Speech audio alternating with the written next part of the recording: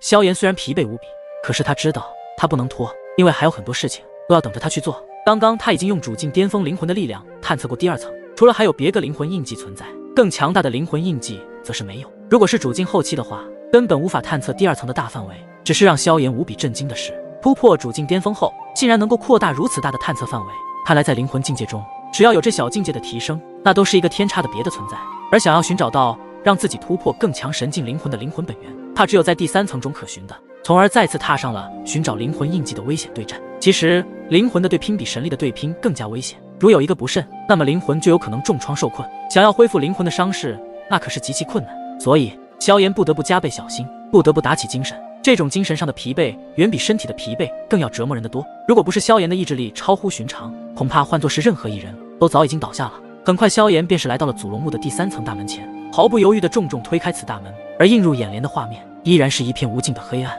凭借萧炎的主境巅峰灵魂的感知，祖龙墓的第3层要比第2层小很多，因为就算在天古浩劫前，站在塔尖的所谓高阶天位神也不会有太多。这就是天地间明明就制定的规则，就像金字塔的顶端一样，那是重质不重量的地方。或许这也就是为什么第3层会比第2层小很多的原因。萧炎深呼吸几口气，将激烈跳动心逐渐缓和下来后，其目光略微闪烁间，借助神火的火芒开始打量起四周的一个情况。有了神火的火芒照耀下，可以模糊地看到远处的空间上正悬浮着的一些亮如星辰的灵魂印记。待得萧炎走近后，便是看到总共有着10几道强大的灵魂印记，而这5道灵魂印记的波动竟然都是超越了主境巅峰的存在，其中有着10来道灵魂印记应该是准神境灵魂。但是萧炎并没有去选择，因为他知道就算最后成功吸收上面的灵魂本源，他都无法突破神境层次，而且其中的危险怕也不会比一些神境的灵魂印记要低。所以在第3层里面，萧炎打算只选择其中1道灵魂印记，而这灵魂印记必须是神境灵魂的祖龙先祖。所以萧炎努力去寻找和判断他认为相对在神境灵魂中较弱一些的灵魂印记，毕竟这里是每一位可都是天古浩劫前祖龙族之中的一些高阶天位神的灵魂印记，这些刻都是塔尖上的超级强者所留下的。虽然已经过了很久很久的时间，但还是不能小看他们。从第2层的那些祖龙先祖来看，都必须得万分小心。很快萧炎就在这10几道灵魂印记之中锁定了1道亮度不是很亮也不是很暗的灵魂印记，但直觉告诉萧炎，这1道灵魂印记却是最特别的。或许这1道灵魂印记应该就是萧炎在祖龙墓之中的最佳机缘。它形状似龙非龙，上面萦绕着一层层星云，隐隐间还有细微的咆哮之声传出。而且别的灵魂印记不是明亮如星，就是暗淡微光，唯有它却在明暗之间不断的变换，似乎是刻意让萧炎注意起自己一般。按理说，这样一个看上去情绪极不稳定，随时可能狂暴的灵魂印记，萧炎没有理由会选择。但萧炎自己也说不上来自己为什么会选择这1道灵魂印记，就算用主境巅峰灵魂试探，也无法探出个所以然来，这可如何是好？萧炎心里也是有些困惑，一步选错，那么自己就要面对接下来的战斗。拥有神境灵魂的祖龙先祖可不是闹着玩的，人家随随便便一个挥手间就能将萧炎的灵魂瞬间碾碎也说不定。萧炎沉思着究竟选那1道灵魂印记间，也是随意在这第3层的黑暗中踱着步，脚步声在这空旷的空间里显得格外清晰，也格外的压抑。过了一会儿，萧炎也是停下脚步，微微的呼出一口气，然后他的嘴角略微跳了跳，眼瞳深处忽然闪过一抹说不出的诧异。原来在不经意间，他又回到了那个忽明忽暗似龙非龙的灵魂印记前。看来今天与他的确有缘了，既然如此，那么就他了。萧炎微眯着眼睛，咬了咬牙，最后决定赌一把自己的运气。凝神调息，萧炎不再有任何的犹豫，主境巅峰的灵魂力量以迅雷之势将这道灵魂印记直接包裹了起来。与祖龙墓中第2层吸收的那些灵魂印记竟是有些不一样。萧炎只觉眼前一花，那灵魂印记已经不知所踪，识海中也没有感应到有任何东西进入，这是怎么回事？竟然消失不见了。萧炎也被这一幕弄得有些愕然，不经意间汗毛直竖。就在萧炎四顾张望的时候，自己的脑中突兀的有一道龙吟之声响起，只不过这道龙吟之声有着凄婉欲绝之音，仿佛要穿透灵魂。萧炎这才蓦然的发现，他的灵魂识海深处竟莫名其妙的出现了一条盘旋于半空上，那不是很巨大的暗紫色之龙。此刻他正在摆动着自己的龙尾，那双看似可以洞穿一切事物的龙眼直勾勾的看向萧炎，也就是被对方这么紧紧的盯着自己，萧炎却是发现自己的身躯都无法动弹了。他的背上冷汗刷地渗出，心想着这难道就是神境灵魂的可怕又高深莫测？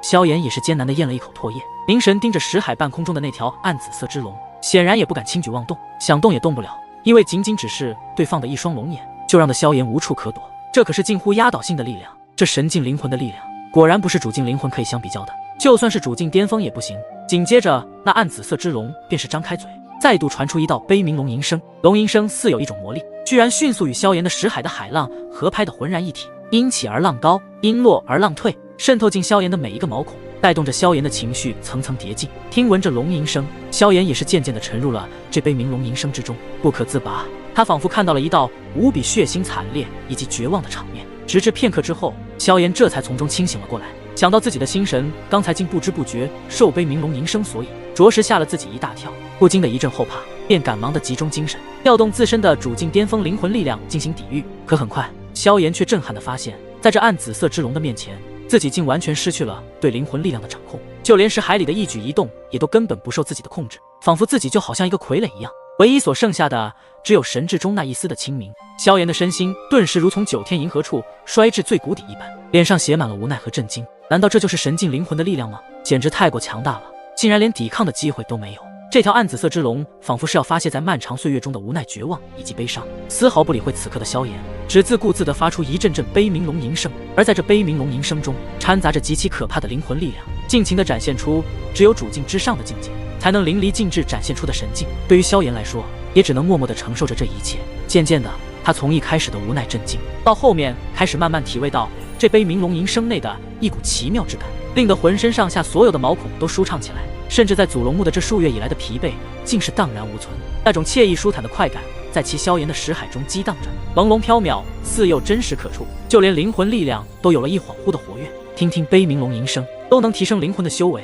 感受到灵魂力量开始活跃，萧炎也是震惊无比，不自禁的在心中暗自惊叹。但是一向理智的萧炎立马就把自己这个念头给压了下去，嘴角露出一抹自嘲道：不过这怎么可能呢？听听悲鸣龙吟声都能提升灵魂修为，那岂不是只要每天听悲鸣龙吟声，那么不久能够将灵魂修为提升吗？萧炎扯了扯自己的嘴，可笑的摇了摇头。萧炎完全不知道，他这一摇头不仅错过了一个天大的机缘，还使自己陷入了极度的危险当中。其实这悲伤龙吟音中的确蕴含着主境之上境界的一些奥妙，如果萧炎倾心去灵，用心去感受的话，必将会受益匪浅。要知道，尽管萧炎现在灵魂修为已经达到主境巅峰，但对于主境之上的神境，如果只靠他自己摸索的话，不知要经过多少漫长的时间去感悟其中的奥妙。而现在有一个祖龙先辈的高阶天位神，尽情为萧炎演绎这个神境的奥妙，这是何等难得的大机缘，可却被他当成了放松神经，以为只是简单的悲伤龙吟而已，这卓然让人有些遗憾。而此刻暗紫色之龙显然也没想到会是这样的情形，半晌之后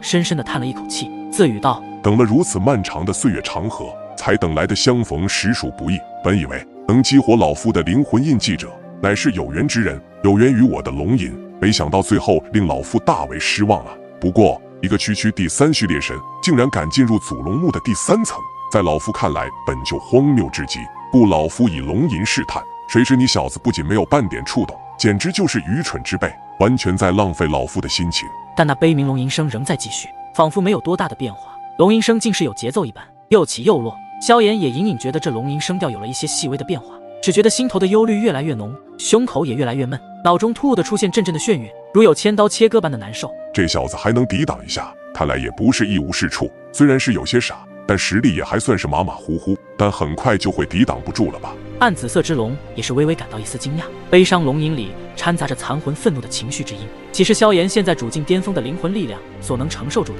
果然，萧炎渐渐抵御不住，嘴角甚至有着鲜血溢出。不到片刻间，萧炎全身就如同在血池中浸泡过一般，皆是从每一个毛孔中渗透出鲜血。或许萧炎到现在还没弄清楚，这到底发生了什么事情。先是识海中莫名其妙的出现了这条暗紫色之龙，匪夷所思地发出悲鸣龙吟声，然后从这悲鸣龙吟声中渐渐化成了更加异样之声。这一切的一切都透着一股道不明的古怪。想不明白的萧炎觉得不甘心，他抽搐着脸，咬紧牙关，凭着自己的主境巅峰灵魂力量和强大的意志力，正在不屈地与对方全力抵抗。不过主境巅峰灵魂虽然强大，可是依旧无法与神境灵魂对抗。悲鸣龙吟声仍在不断的散发，萧炎那清秀的脸颊早已扭曲变形，他用双手死死撑着地面，嘴中喷出的鲜血在地面上流淌蔓延开去，弥散出一股浓烈的血腥之味，一边将主境巅峰灵魂力量全部释放而出来，抵御着万已噬心的痛苦，一边冥想这到底是怎么一回事。萧炎已经竭尽全力的对抗，他的意识都开始渐渐的变得模糊，原本挺直的身躯也开始慢慢向侧边倾斜了。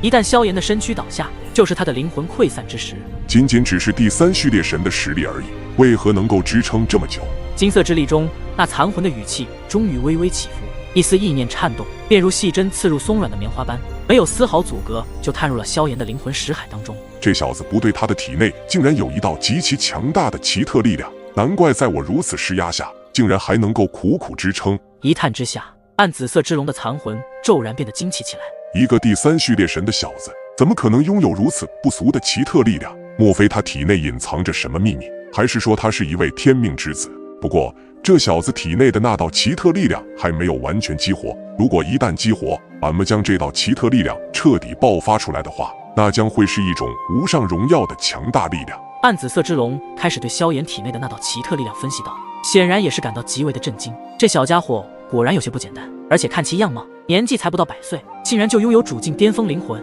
要知道自己当年这岁数时，其灵魂力量也才圣境而已。没想到这小家伙对灵魂的造诣如此之深。暗紫色之龙中的残存倒吸了一口冷气，在震惊片刻之后，才缓缓地恢复了平静。可是他若真是天命之子，必定是心思缜密，善于捕捉一切契机的机缘，但对我以心念化成的龙吟，怎么没有半点领悟之色？这到底是怎么一回事呢？暗紫色之龙内的残魂也是对此感到百思不得其解。其实可能暗紫色之龙内的残魂完全都没有想到，以悲鸣龙吟声作为神境境界的演示，就算是整个万兽神界中近乎绝无仅有的案例，哪里会这么容易被理解到？何况萧炎对主境之上的境界完全摸不着边际，根本不知其为何种概念，骤然间要对悲鸣龙吟声做出其中的奥义理解，这谈何容易？算了，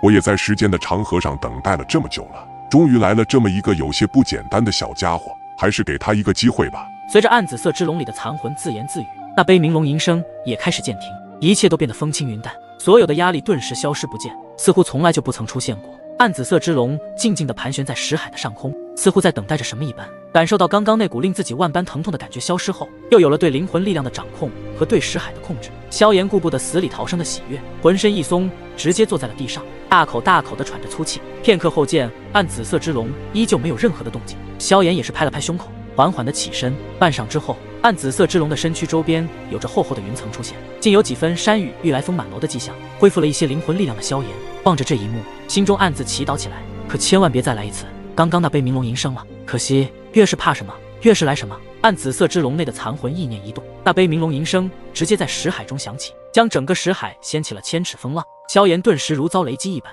一口鲜血当即又喷了出来。该死的，听听悲鸣龙吟都能惹上夺命之声，看来这一次怕是遇到困境了。萧炎也是几乎绝望了，看来想要探知主境之上的神境奥义，怕是不简单，恐怕自己的小命都要交代在这里了。不过好在这一道悲鸣龙吟声过后，暗紫色之龙盘旋半空，不再肆意扩散可怕的灵魂威压，真是好恐怖的灵魂威压。经过如此岁月的洗礼，这一道残魂竟还能散发出如此强大的气息。这位祖龙仙祖生前到底是什么境界的神奇强者？不会是8重天位神吧？此前祖龙族的大神斩就说过，这祖龙墓的第3层之中有着高阶天位神，看来被自己激活的这道灵魂印记，或许就是所谓的高阶天位神了。早知道就选择一个稍微较弱的灵魂印记了，只不过没有退路。面对这道灵魂印记比自己不知道强大了多少倍的祖龙先祖残魂，也只能赌一把了，看看能不能争取到这道祖龙先祖残魂的回应，这也是唯一的机会。萧炎抬头看向半空中的暗紫色之龙，问道：敢问前辈，刚刚我感受到你的一道悲鸣龙吟声，不知是何世机缘？被萧炎问道，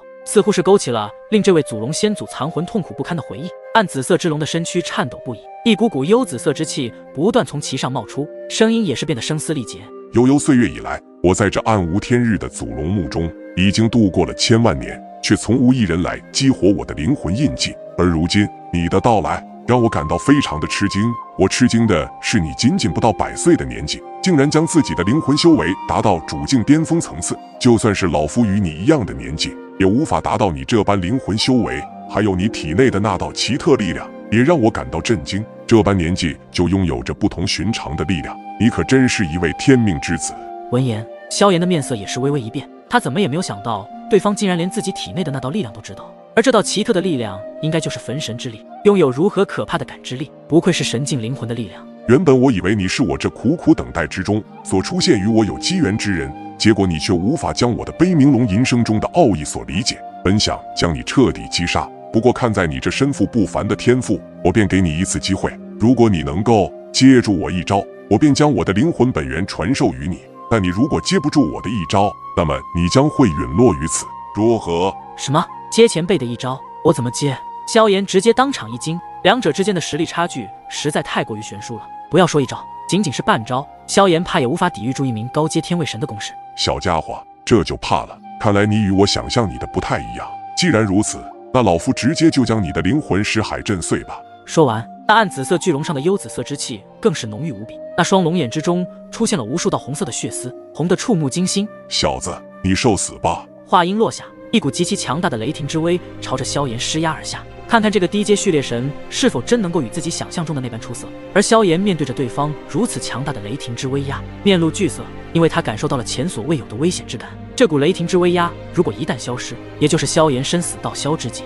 该死！祖龙先祖的这些前辈怨气脾气都如此暴躁吗？都过了千万年的时间，依旧是这等暴力。不过既然对方已经要将自己的灵魂识海震碎，那么自然不会傻到不反抗直接等死。你是我见过祖龙先祖之中最不讲道理的祖龙先祖前辈。既然你说我是低阶序列神，那我就让你看看低阶序列神的爆发力。当萧炎的最后一个字落下时，萧炎便是将焚神异火的力量催动而起，瞬间那原本漆黑的眼眸变成了金眸，散发出极其神圣的气息，同时再将地炎和幻虚两道火焰一同召唤而出，出现在自己的左右手掌之上。什么？两道火焰？如果我没猜错的话，而那绚丽之火似乎并不是神火，更像是融合了多种火焰的霸道火焰，而那白色之火便是大纣的神火。在最后一字吐出时，明显加重了语气，语气之中带着惊骇之意，能够让一位高阶天位神都感到了震惊，说明萧炎的这两道火焰集于一身的奇迹，着实让这位祖龙先祖都无比的吃惊。也就在祖龙先祖吃惊之时，萧炎的双手已经向内挤压，